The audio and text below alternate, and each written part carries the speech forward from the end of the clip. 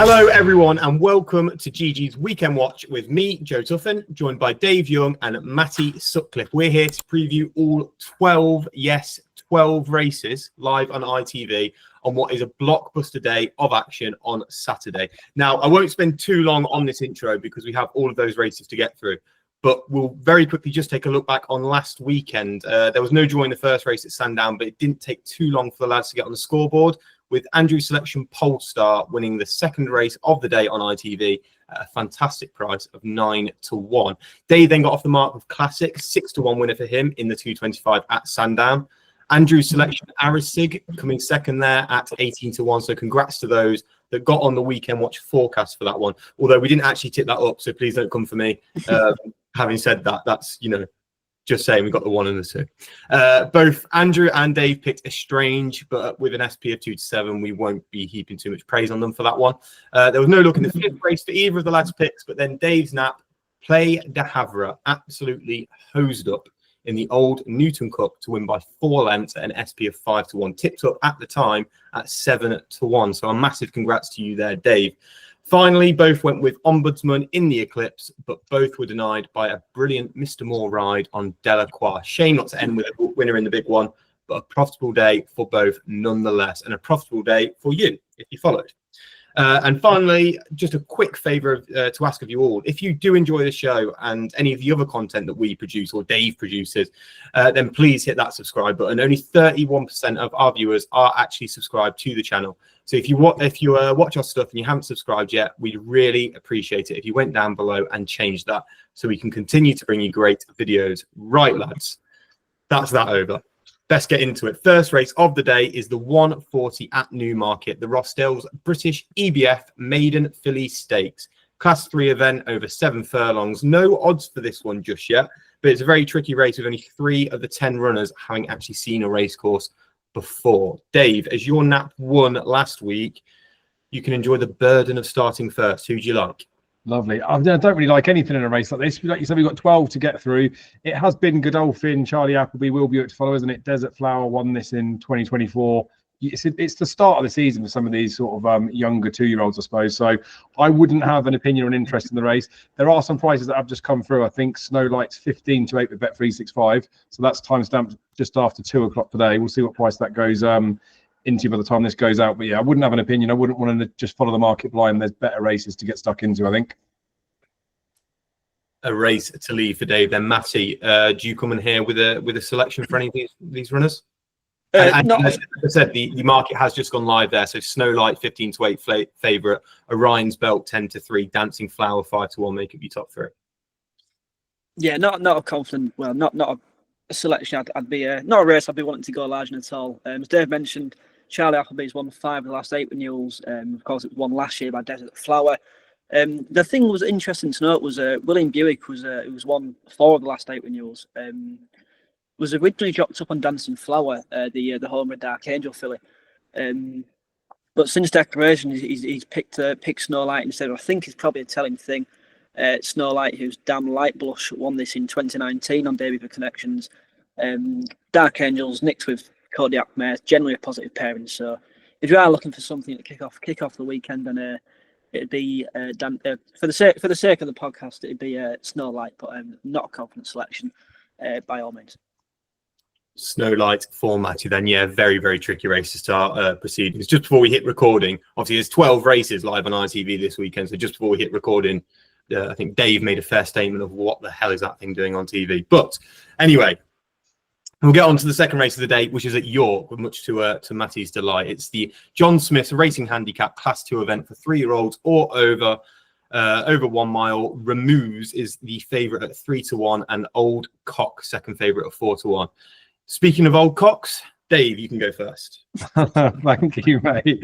What a lovely intro that is. Yeah, this is a race. I know the first race was like one that could be questionable on TV, but we've had some big names that have run it, haven't they? There's some good names in this one too. It wouldn't be a race I've done the most amount of work on, but Sisyphean is the one that I quite liked, I think. Course and distance winner here, waited to reverse the form with Old Cock from that race at York back in May. Now, it was Ryan Moore that was riding that day on Sisyphean, and now it's Shane Gray that's on. I wouldn't be worried too much about that.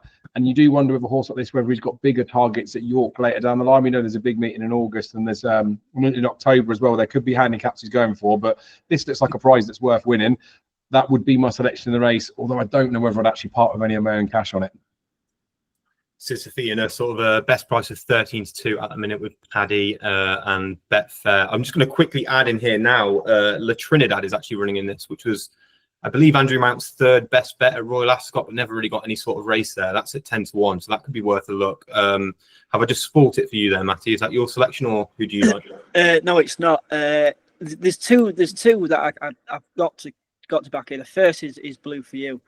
Now I think it's become a bit of a cliche term that there's one race in every horse's calendar that is their Gold Cup, and this is Blue for You. Like he's won it the last 2 seasons, miraculously bouncing back to form in convenient fashion in both times.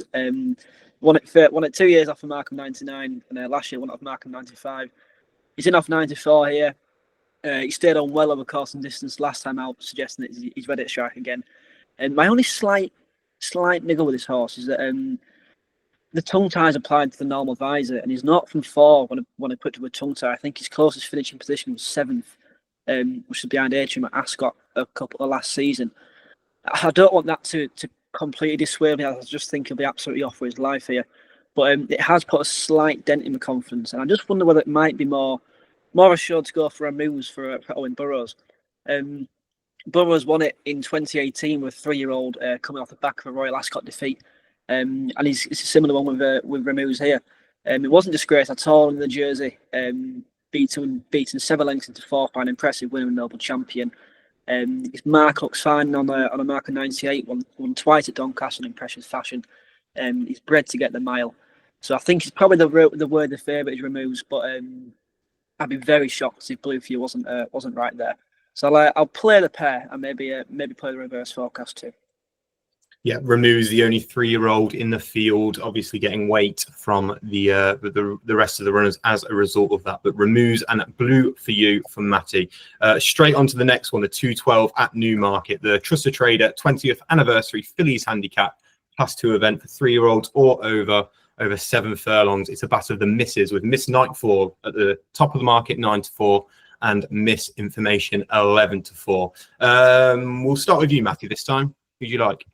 Yeah, I backed Miss Nightfall in the Sandringham last time out, around 22-1. She got backed into a 16-5 favourite, and I thought it was criminal how she got beat. I mean, she was given an absolutely awful amount of work to do for her by Oisin Murphy. She came home strongly on the wrong side of the track. I mean, you look at the first 5 home. The winner was he had to be on the front end. The winner was in touch. Second was in touch. The third led. The fourth was in touch. So I think you can massively upgrade the effort of Miss Nightfall. I know she stayed on that day, but I wonder whether it's over a mile. So I wonder whether it was just a case of kind of just coming past beating the horses. So I don't think she'll have an issue with this drop back to 7 furlongs. Again, she was close at Goodwood over 7 furlongs when behind her Silver Ghost coming from rear. So I think she's the right favourite. I know she's short enough price, but if she can back that up, I think Miss Nightfall will win. Miss Nightfall for Matty, as I say, currently a best price of 9-4. Dave, do you agree with the favourite? I agree that she should be favourite for sure. Like Matt, I'm not really concerned about the drop back to 7 furlongs for a mile either. She looks to have a favourite chance, shall I say. I'm a bit skewed in this race because I still have a massive soft spot for a horse called Maw Lam, who was a very good 2-year-old. I don't think she won as many races as she probably should have done. Well, in fact, she only won her debut, didn't she? And then she was nabbed in that Hillary Needler. I don't know why I keep saying that race. I can't say it. Then she was third at Royal Ascot behind Leah Varney. This year as a 3-year-old, it hasn't really seemed to play out, but they started her at 7 furlongs at the start of the season. She wasn't terrible in that race. It was a Group 3. She was a big priced runner in there. Then they dropped her back. They ran her over in Ireland, and she does seem to have been dotting about at some of the bigger meetings. So I'm worried that she's turned into a horse that's just a bit of a social runner now. She ran at Royal Ascot 5 furlongs, and the jockey just held her out the back when she's can be slow away, but they basically forced her to be out the back when she didn't need to be doing that.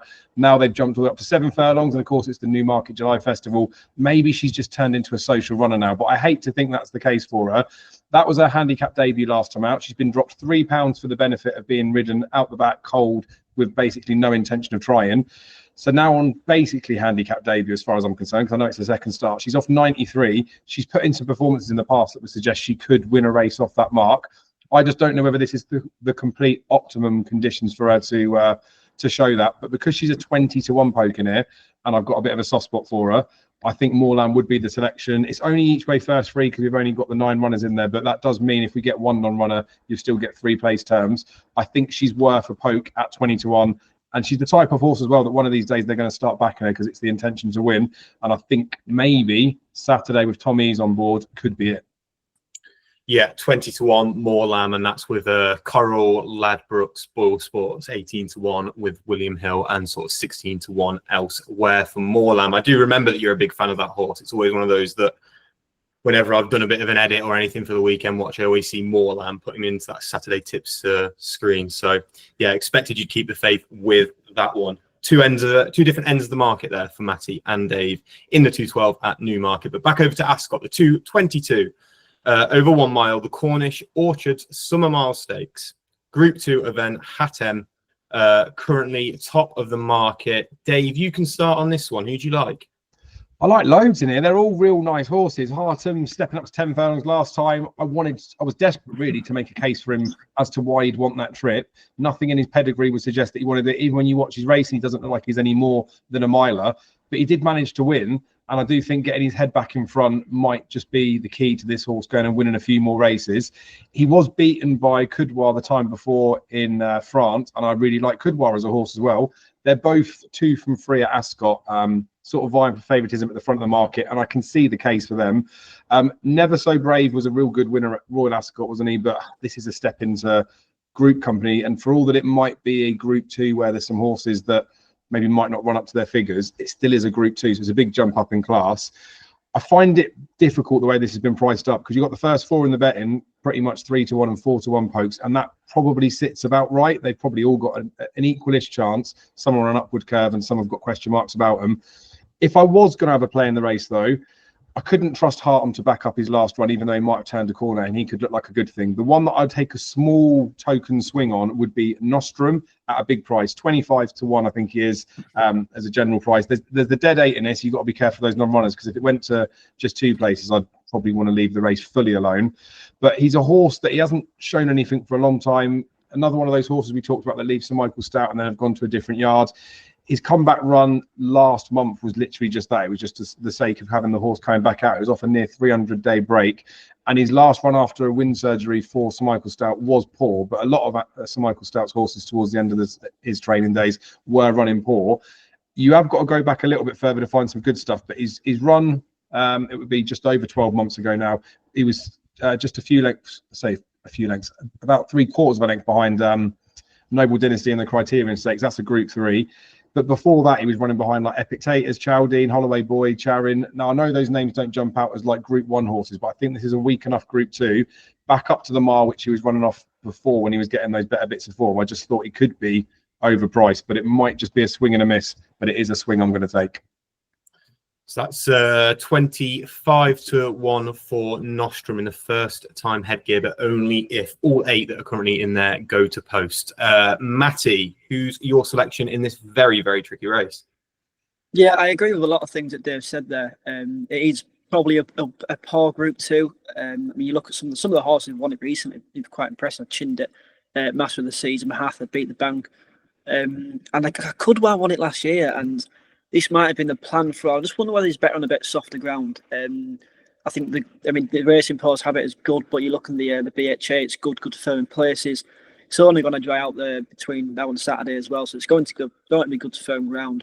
Which you just wonder whether that might hinder Coudoir. I thought Dave's made a great case for Nostrum, the type who we can really discover that back class. And I think 25-1 is a great shout. Just a pipe open at York, as he said. I was a bit torn between Hatem. I actually thought he got the trick quite well at Ascot. As Dave mentioned, like, his pedigree doesn't scream the 10 furlong horse at all. I mean, he's out of a 6 furlong winner by Phoenix of Spain as well. But you do get some of those anomaly horses who just improved for the trip. I did think he got it quite well. So dropping back in trip, not an obvious move. My Cloud again. He won the was it the Royal Hunt Cup in really impressive fashion. I mean, he was the. I thought, although he won it, obviously won his side. I thought it was actually the wrong side, the wrong part of the track to be on. He's still got to improve again though. For Mark, he's only rated 104. Still got 10, 12 pounds to find with some of the others. Now, I just wonder whether, because it is quite a weak Group 2 and there is some doubts about the top of the market, whether he could chance Never So Brave. I know he's coming out of handicap company, but he won the Buckingham Palace Stakes in incredible fashion. It was off joint top weight. He recorded the highest RPR in the race in the last 10 renewals. Travelled so strongly, like a lot of these Sir Michael Stout horses who have come out from Mason Lodge. They've all just improved. Like he should have won at Chester. Coming from a wide draw to be just touched off by a mile. He looks. There's some of these are high-end handicappers in here, and I think there's not a lot between high-end handicappers and weak Group 2 horses. So if there is one that can improve out handicaps, and I think it will be Never So Brave. It looks like he'll get the trip. They stayed very well at Ascot. Now that last furlong was exceptional. So it'd be Never So Brave for me in what's moderate Group 2. Never So Brave then for Matty, one of those runners that are in that 3-1, 4-1 top of the market selection. Now, again, last time I hosted, we had this situation where a nice race was about to go off sort of midway through. But I am behind. We have 12 to get through, so we'll crack on. If either of you two have a bet in this race and you want to start screaming at home and tell me to shut up or interrupt yourself halfway. In fact, do any of you have a bet in this race? I've got the rank outsiders, Avatar. You've got the rank outsider. Dave, do you have anyone? I do, but I don't want to say it out loud on air, and I'm going to watch the racing after, so don't ruin the results, please. Okay, in which case... You'll be able to tell my facial expressions. I'll come to you first for this next one, Dave, then. So you can't watch it. You have to stay focused. If you start sort of wandering off course with your speech, then I know that you are watching. It's a 2:35 at York, 5 furlong, John Smith City Wall Stakes listed race. For 3-year-olds or over. Washington Heights is the favourite, and Grand Grey is the second favourite. Speaking of Grand Grey, that one probably doesn't work for you, actually, Dave, does it? You can go first, Dave. Who do you like for this one? Thanks, mate. I mean, I would have Grays if I had any hair, I suspect. But I quite like this race. It's starting to get a bit more exciting with the number of races we've got in there. We know JM Jungle and York go hand in hand. This being a listed race, though, just makes Washington Heights, to me, look like one of the stronger fancies, I'd say, for the Saturday racing. Grand Grey, stablemate, I think, wants 6 furlongs. And I think the main threat to Washington Heights comes from Apollo 1. He's another horse that's better than sort of listed class on his day. The thing with Washington Heights is, though, he runs this course really well. The only time he was outpaced was in a Group 1, but that was obviously a Group 1, and this is a listed race. At this level, he's got his ideal conditions. It might just be the type of horse that wants maybe like 5.5 furlongs to show his absolute optimum, but I think there's compensation in his price. Top price 11-4 about him. If this was 5.25 furlongs or even 5.5, I think he'd be like a 6-4 poke in the race. So I think he's still the most likely winner. I think the 11-4 is a pretty fair price, and I've got no doubt in my mind that this horse is better than listed company. It's been a little while since he's had a win, but he's been running against good horses. He'll find it so much easier this time round. And like I say, I know he's got horses like JM Jungle in the race as well that love it. This is like their backyard too, but he has got good course form. So I think Washington Heights is the rightful favourite and should be a lot shorter.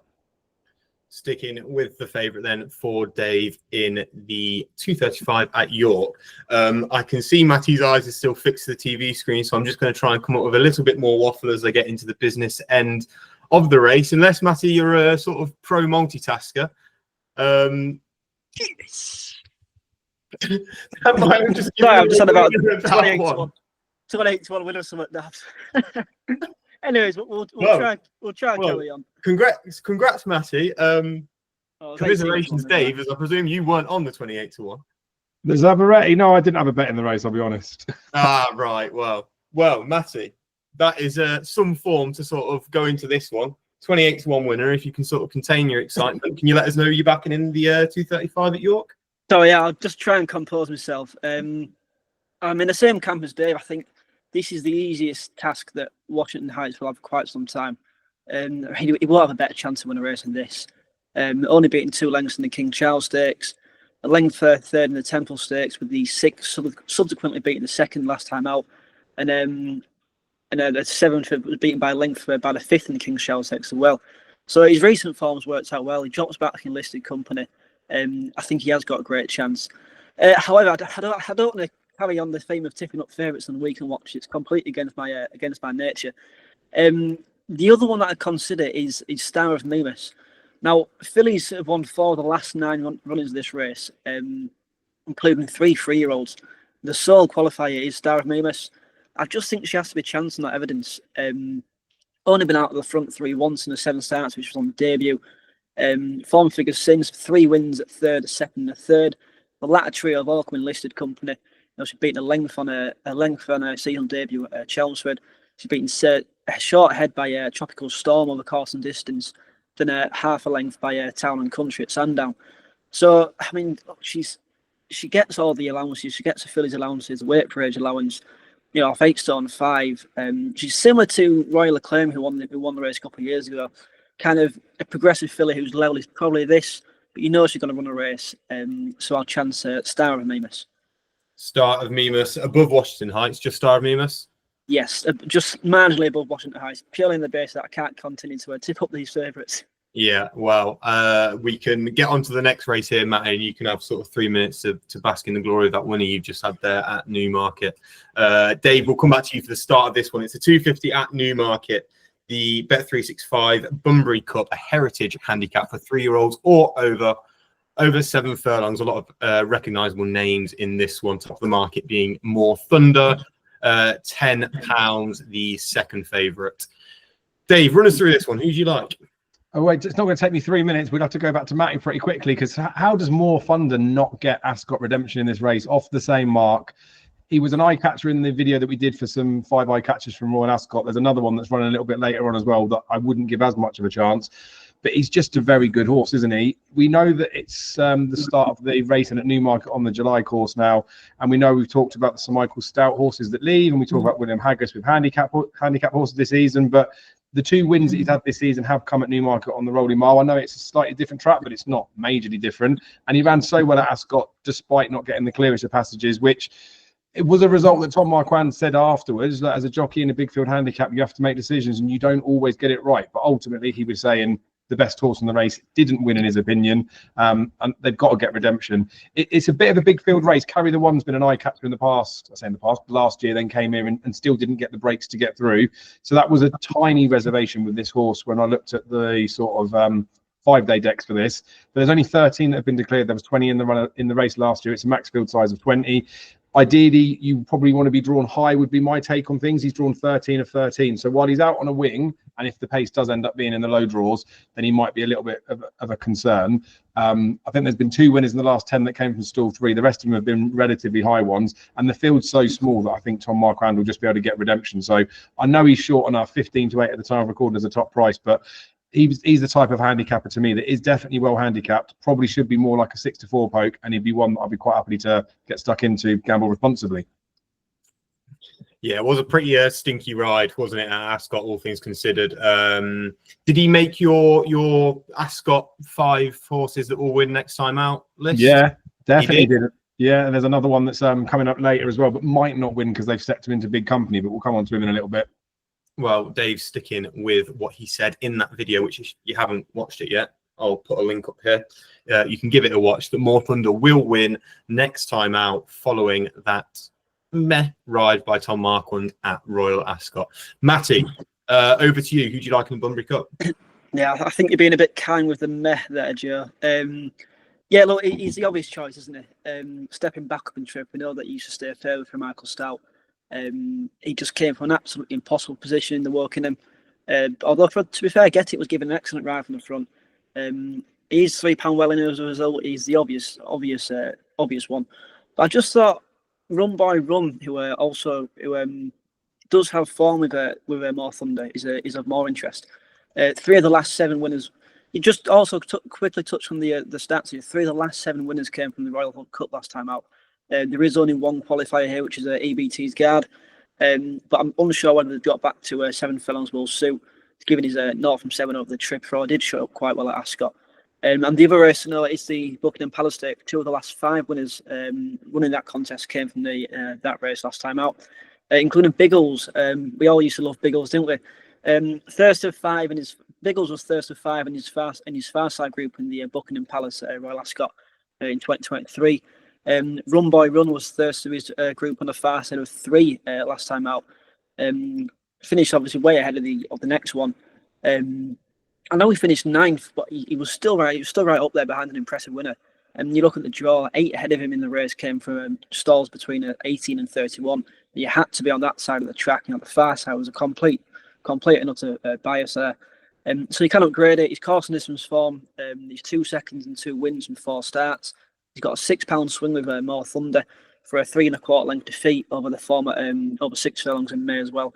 So I just think from a nice enough draw in stall 8, he can show up quite well from the front, and he's a better price with More Thunder given the weight swing too. Yeah, and you might want to run to the bookies to get a bet on, because he looks like he's already getting plenty of support. Racing Post sort of saying that Run Boy Run, there was some sort of 16-1 around him, but now as low as 17-2 with Betfair. Still 11-1 best price, Coral and Ladbrokes for Run Boy Run. We're at the halfway stage, so thank you for sticking with us if you've managed to make it this far. We've got 6 more to get through. Dave needs to be out the door in 30 minutes, so no messing around, no break required, lads. We can get straight into it. Yeah. Perfect. It's a 3:10 at York over 1 mile, 2.5 furlongs, a John Smith Cup handicap, heritage handicap, of course, for 3-year-olds and over. Let's just go straight into it. Matty, walk us through this one. Yeah, I've got a bit of a tinfoil hat selection with these. And I want it to be on the key, but I just wonder whether they're going to go for the E-ball with him. He's ran so well over 1 mile 4 recently. I just wonder whether drop back to 10 will suit. And the other was Ancient Rome. With Ancient Rome, I can't forgive myself for not chancing him. The plan this season has always been to shave off some pounds after last season. He peaked at a mark of 110, hit the frame on 3 occasions in Group 2 and 3 and 1 company, and 1 being over in America, I think at Keeneland it was. It wasn't off a yard at Newby on seasonal debut on the wrong part of the track. He ran an excellent race in the Royal Hunt Cup to finish 3rd in his group with a 17 up the far side, with only Green Cloud and the winner Mike Cloud ahead of him. Of course, Mike Cloud goes for the Summer Mile earlier on. Only raced a week ago at Sandown and back up to this trip. He is £2 worse off at the weights, beaten 3 1/4 length into 3rd. I just wonder whether they're holding out for that contest they won at Goodwood 2 years ago on David Charlie Hills. So I will have a couple of quid each way on him, just in case. But I thought the main selection was Fox's Legacy for Andrew Baldwin King Power. They've won this twice in 2019, and I just think he's got a lovely profile for this race. I mean, we've said it time and time again. I mean, Andrew's banged on about it on this podcast for so long. Every horse coming out of Michael Stoutshire has just improved and improved. He's a comfortable winner of the Suffolk Stakes handicap at Newmarket on the yard debut, pulled 2 lengths clear of the Royal Hunt Cup 3rd Beau Pedro, and then he went down and tripped to the Royal Hunt Cup, and he was well backed into 7-1, but it was unsuited by racing, predominantly up the centre, finishing 1st in his group of 7, only beaten 3 lengths, stayed on quite well, and the man won needing further. I think stepping back up to 1 mile 2 in a race where connections know it quite well. He's 1 from 1 over this trip on this ground, and I think 96 is still a workable mark. So I'll go with Fox's Legacy and maybe sentimental pennies on Ancient Rome. But for the sake of the podcast, Fox's Legacy. Ancient Rome, a 33-1 chance at the minute. Fox Legacy, 10-1 chance. A horse that I can absolutely get behind, given that I'm an avid Leicester fan. Although let's hope that he can perform. To be honest, even if he just performs slightly above what the football team did, then it'll be actually good for King Power. But yeah, we'll get your selection now, Dave. If you can, is it Fox Legacy or are you looking elsewhere? No, so I mentioned a couple of weeks ago when Archivist was an absolute good thing, was odds against when we tipped him up. Said he'll put him in as a nap and then put a second one up because we knew he'd go odds on in a pretty naff handicap, but needed to win that race to get the penalty to make sure that he got into this one. At the confirmation stage, a few horses came out, so it looked pretty good that he was going to get in. He had an entry in the 3-year-old version of this race on Friday, but William Haggas knows this is the race to go for. He's got a big pot in him. It's worth 100 grand. Archivist just collects the money. Talking about 3-year-olds in here, we've had, I think, 4 winners have been 3-year-olds from 33 runners since like 1997. So there's been 3 this century. The last winner was 2010. There's only been 1 single figure price 3-year-old that's run since 2010. So basically a horse that had a bit of a chance. That was a William Haggas runner, and that was William Haggas's only 3-year-old that he's run in this race.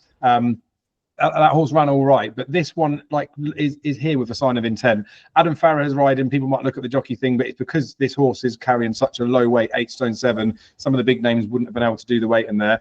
And although he only won, I say cozily last time, got a couple of, a few pound hike for it, so he's £2 winning on top of the penalty. They didn't need to do anything to win that race other than just get the job done and win the race. So it was 2-week turnaround to come into here. He's also got a pretty decent draw as well. 7 of the last 10 winners, I think, have come from stall 7 or lower. The other ones have come from 10 and then 11, and then 1 came from 14 as well. So I think he's got a perfect draw. He's the perfect horse for this race. I think he's been completely and utterly teed up for it. The step up to 10 furlongs or 10.5 furlongs looks like it's going to bring about even more improvement. And even if he didn't improve from his last performance, I still think he wins this. So he is about a 7-2 poke at the time of recording. I think he looks like a pretty decent bet, to be honest with you. And I think he's a little bit weak at the moment because I think people would have backed him anti-post, but we might get some sort of 4 or 5, maybe even 6-1 about him. But then he will get smashed up again. This horse will go a favourite, and I think Archivist will win this. Archivist, who was a bridesmaid for so long, sort of 4 consecutive 2nd place finishes, now looking to complete a very quick fire hat trick, having got that first win under his belt at Leicester on the 3rd of June.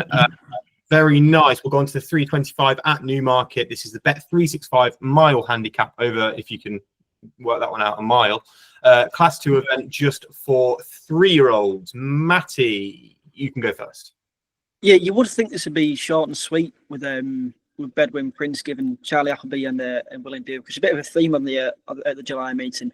They've teamed up to win this and 3 of the last 4 occasions.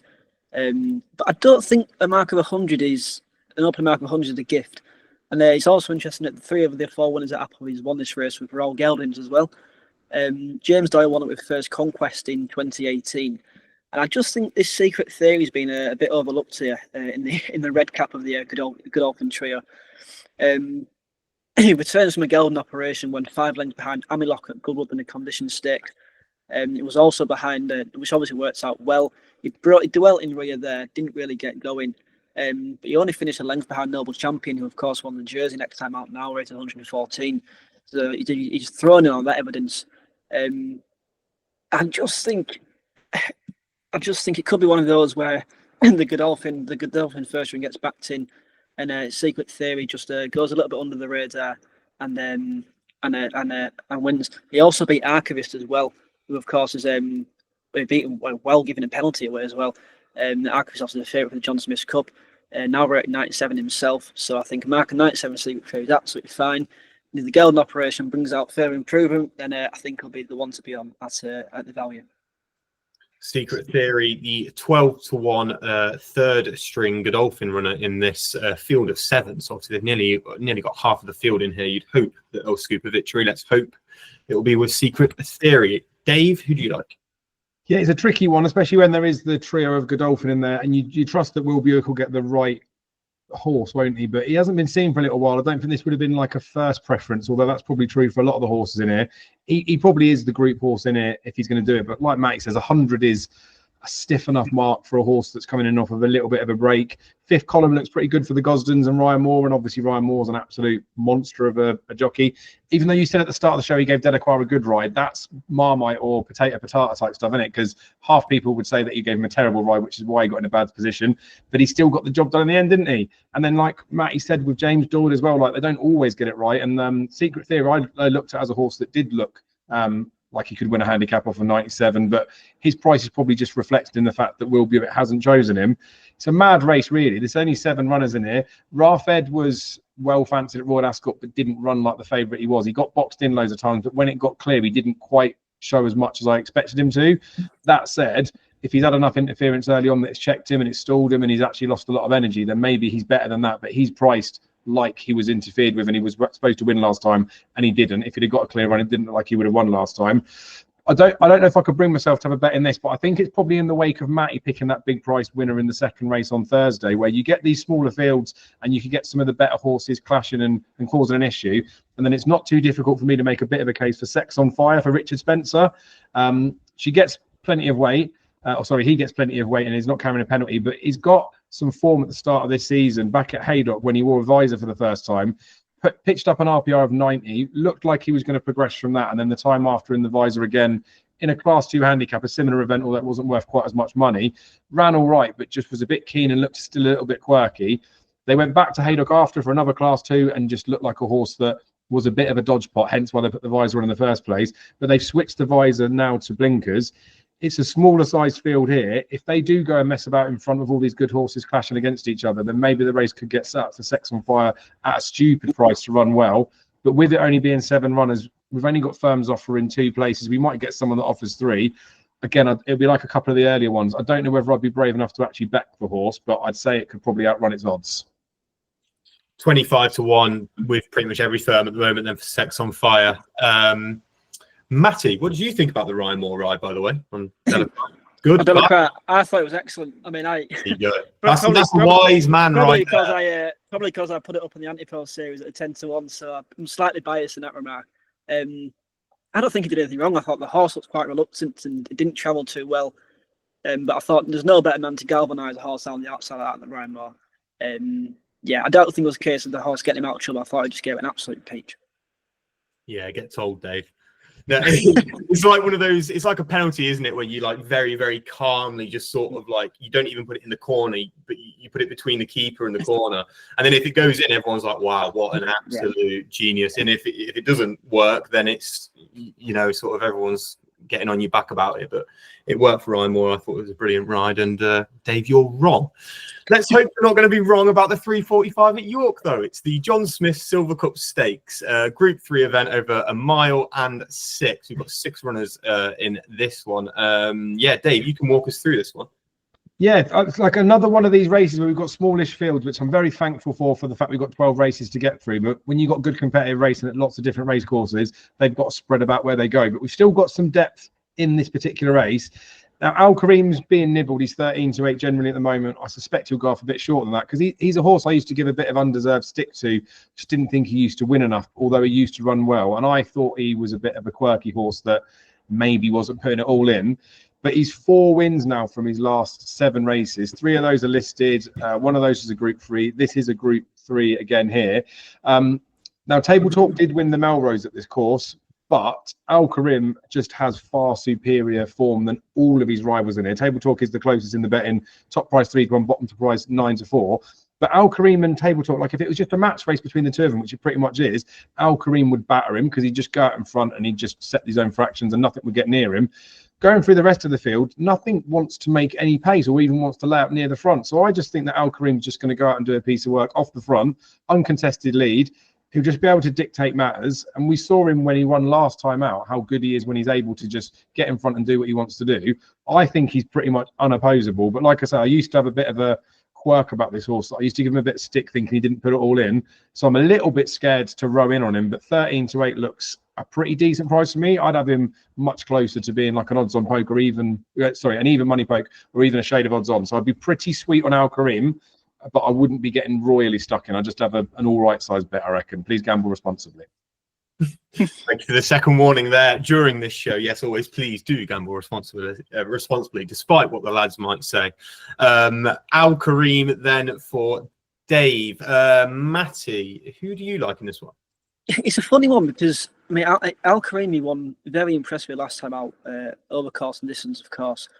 I just wonder whether they can put a bit of a squiggle around that form. I mean, firstly, I think everyone's always thought he's a better horse on a softer surface. Couldn't quite believe how well he won on that firm and growing. And I just wonder whether obviously Absurd was in behind that day, and I always thought they might be going back for the e-ball of Absurd. So you just wonder whether they didn't want to quite maybe ruin his mark, and he just there to get the float out. El Cordor was obviously didn't fire either. I just wonder whether that race might have flattered Al Kareem. It's also worth noting that he couldn't beat 105 rated rival in Al Sabin this very race last season. on his preferred soft to go into. So I don't think he's as sure thing as I think most might expect him to be. And for that reason, I think Table Talk's the better value of the pair. Course and distance winner last season, won the Melrose at the Ebor meeting in very good fashion as well. That race always goes on to throw up some good winners. And he's held his form well in group company since, being a short header in at Newby on the second on debut this season, the John Porter, sorry. Then beating a length in the Aston Park Stakes. And he wasn't disgraced in the harder because either beaten 5 lengths behind Rebel's Romance, who was an excellent performance in the winner.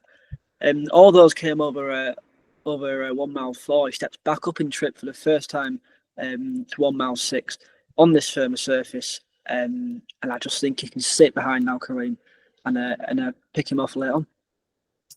Nice little battle between the boys there, then with Matty Sutcliffe taking Table Talk and Al Kareem for Dave Young, the two at the top of the market in the John Smith's Silver Cup Stakes.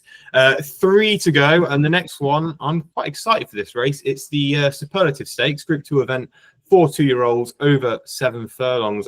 Italy is currently the market leader, 4 to 6. Aidan O'Brien, Ryan Moore, good thing, but we've got some 2 nice Godolphin runners in there.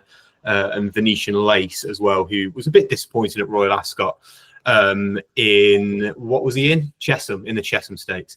Yeah, I think this is going to be a pretty nice race. Dave, who do you think wins this one? It's a hard one to say who's going to win it. I agree it'll be a nice race. I like the Superlative Stakes. We've obviously seen Ancient Truth win it last year. We saw City of Troy a couple of years ago. And if Weekend Watch viewers want to go back and watch 2 years ago, I made a really good case for why Aidan O'Brien doesn't send his Guineas horses or his best horses in this race. And of course, he sent City of Troy in there, and City of Troy's a monster, isn't he? So I think he doesn't send a bad horse in there. He sends horses that are well regarded, but I don't know whether Italy is the top of the tree, but he did talk about him well in all the race previews at Royal Ascot when they were making waves about all these other horses that perform well there. So look, he's clearly held in high regard. The market's confidence speaks volumes. It did when City of Troy absolutely slapped up. At 4 to 6, would I want to be anywhere near him? Absolutely not. Would I want to take him on with anything? Well, probably not also, because you can only really take him on with a Godolphin horse. I thought Wild Desert looked a better horse than Sabre Desert, but Will Buick disagrees, and Will Buick's right and I'm wrong in all those instances. If he disagrees with what I think, then he's right. But I just don't know whether that means that Sabre Desert is a better horse than Wild Desert, or whether Wild Desert isn't really showing as much at the moment and might be one for next season. So it's a bit of a middling race for me. It wouldn't be one in any way, shape or form I think I can find an in here. A couple of years ago, I was happy to take on City of Troy, but I got my fingers burnt there. So I'll leave this race well alone. Looking forward to watching it, though, and I wouldn't be surprised to see Wild Desert outrun his odds. Wild Desert, then, the very, very tentative selection for Dave. Matty, run us through this one. What do you think? Yeah, it is an interesting race. I just wonder whether the people are cotton on to Italy because City of Troy won the race 2 years ago. I mean, you'd have to go back to 2017 to find Aidan O'Brien's last win in the Superlative Stakes. That's Gustavo Klimt. So for all people do say he does send his good horses here, he's only won 2 of them, and one of them was an absolute machine. Italy was supposed to go to the Chesham, wasn't it? But obviously with the rules that if you say he's not 1 over 10 furlongs, you can't go there. He couldn't contest in it. Funny enough, the horse that he beat last time out on debut did finish second in the Chesham. But yeah, 4 to 6, you've got to be taking him on.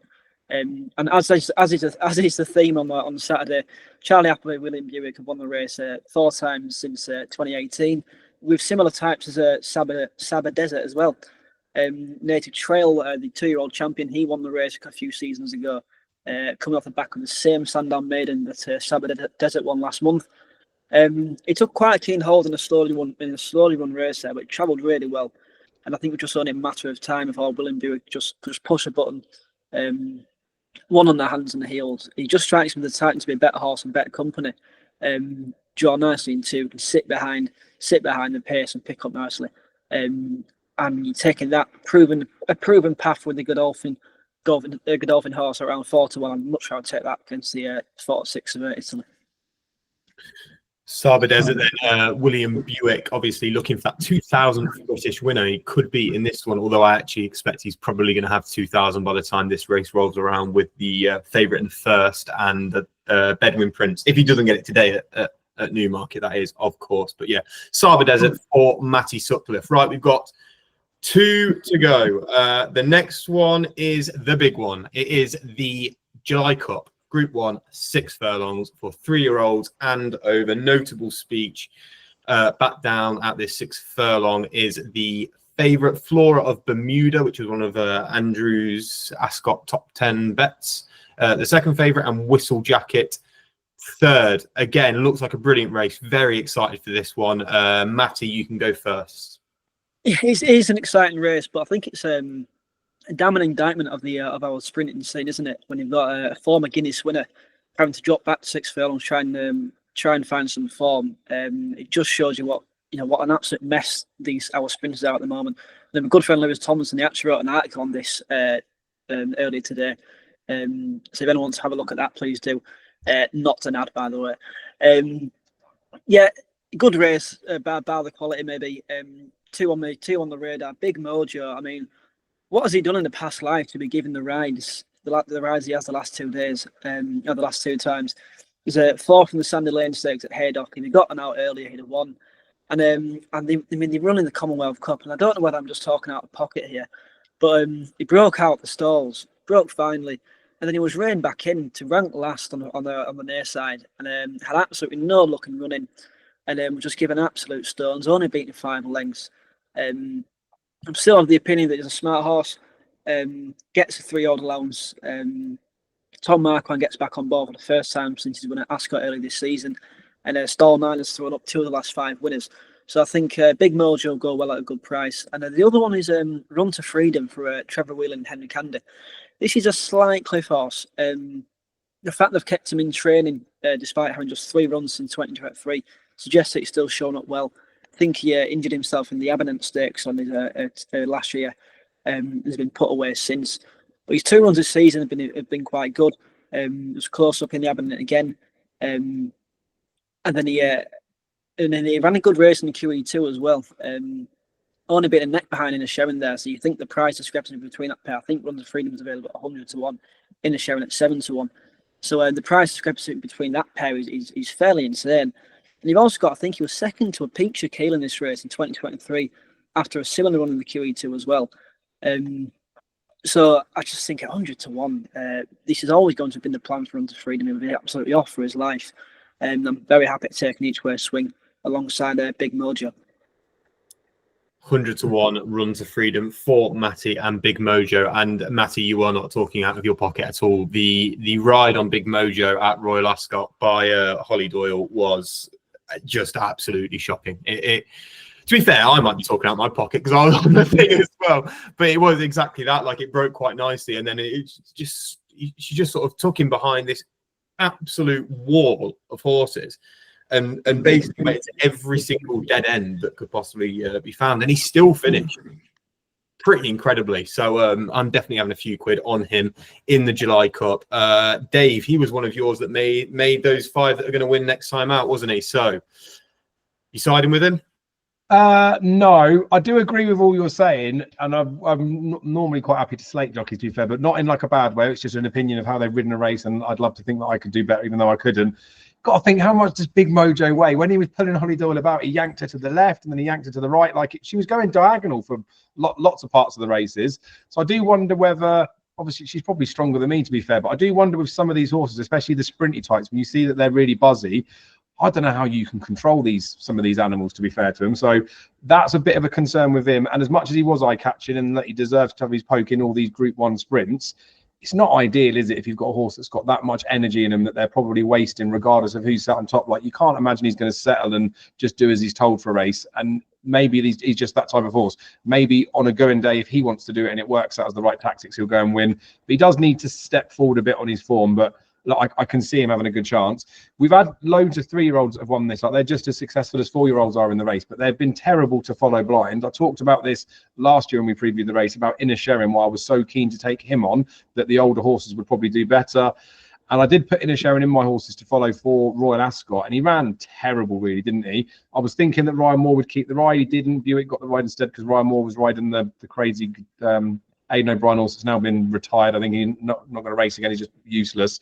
But it was a good performance from Lazat in that race. Maybe there was something about Inisheran's prep going into that race at Ascot where they decided that he wasn't going to win. But he's got cheap pieces on this time, so I'd forgive him a little bit. He was a favourite for this race last year. I think he's got as much chance this year as he has last year, despite what the market's saying. But he'd probably be a bad bet in this race for all that I could see. He could win it. Believing's another one I want to forgive what happened at Royal Ascot, because how was she sent off favourite for a 5 furlong race when her breakthrough Group 1 win was over 6? Is beyond me. I think she's got a chance. I think she's got a nice draw. Both of them have from sort of medium to high draws. And whereas Matty's touched on, 2 of the last 5 have come from stall 9. We've had this century, loads of horses have won this from the highest 3 stalls in there. So I'm glad that Matty mentioned Run to Freedom, because no half measures, Run to Freedom and Spy Chief are the 3 highest drawn runners. 22 to 1, 80 to 1 and 100 to 1 for, I'm going to say Andrew Mount, we'll quote him as a copyright, but like a mental crazy tricast that's got to be mentioned on the show. But in terms of a bet, I do think that Inisheran and Believin', I'd split stakes between the 2 of them. Smallish bet, but I think both of them have got a good chance. Spy Chief, the other horse that was supplemented alongside Notable Speech, is very interesting. Unexposed, might just be in here as a pacemaker, but it's got a good draw from a high draw. It could just go off in front and it's never get caught. They might not give that horse the respect. So that's one of the 3 odds that I think would probably outrun their odds. But obviously, like Matty said with Notable Speech, when you've got a horse that's won a Guineas, he's not got bad form at a mile, has he? He's just too keen now. And I don't think the answer is to drop him back 2 furlongs and say, well, if you're really keen and you want to run faster, go and run faster in a sprint race because you'll go and win it. I think he's a bad price at the front of the market for all I respect his ability, but I'd be wanting to take him on for sure.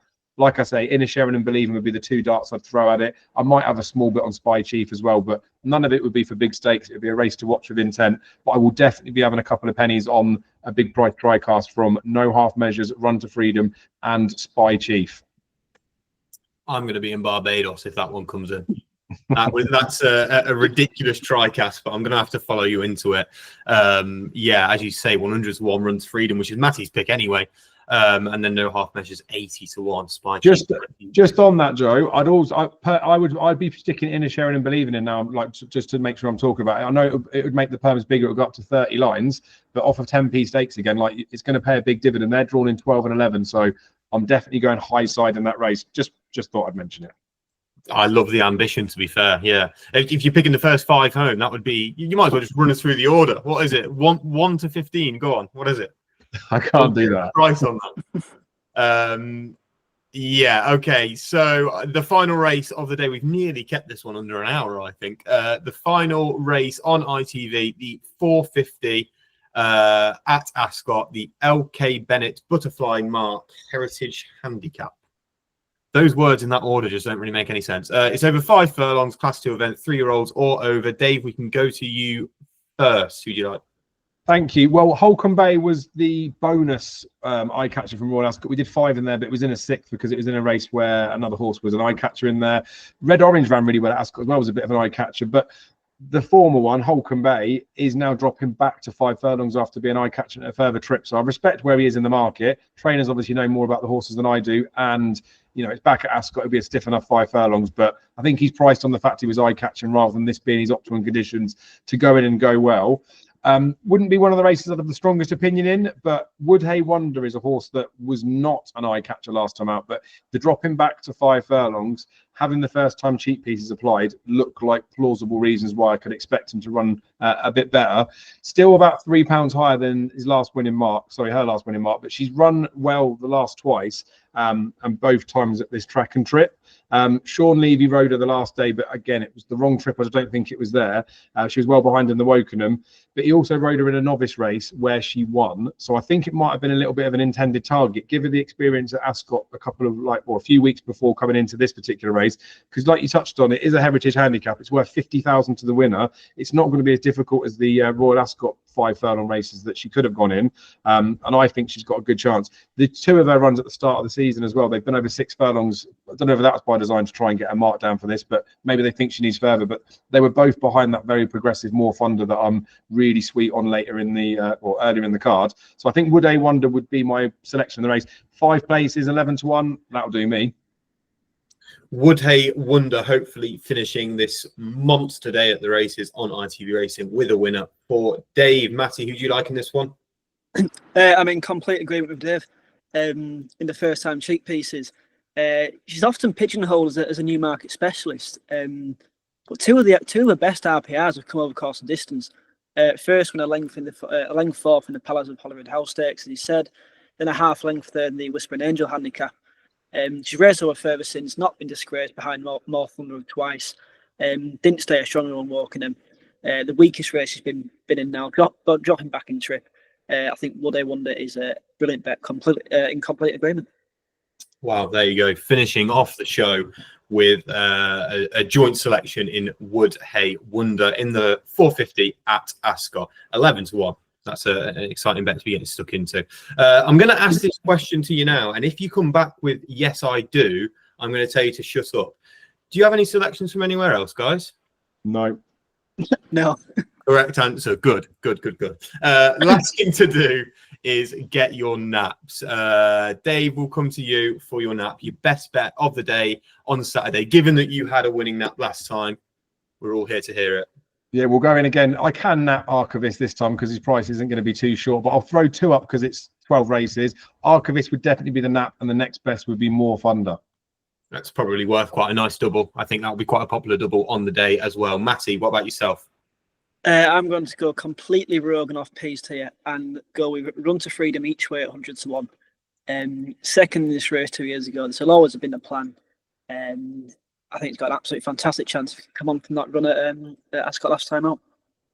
You're a mentalist, mate, but fair play. I do like that. I love the bravery of that. A 100-1 nap from mentalist Matty. That is all that we have time for today. Thank you for sticking with us if you've managed to make it this far. 12 races to get through. The usual team will be back next week. Kate will be back in the hosting chair. Andrew will be back. And of course, Dave, who never takes a break from this show, will be back. So thank you so much for watching. Best of luck with your bets on Saturday, and we'll see you next week. Cheers.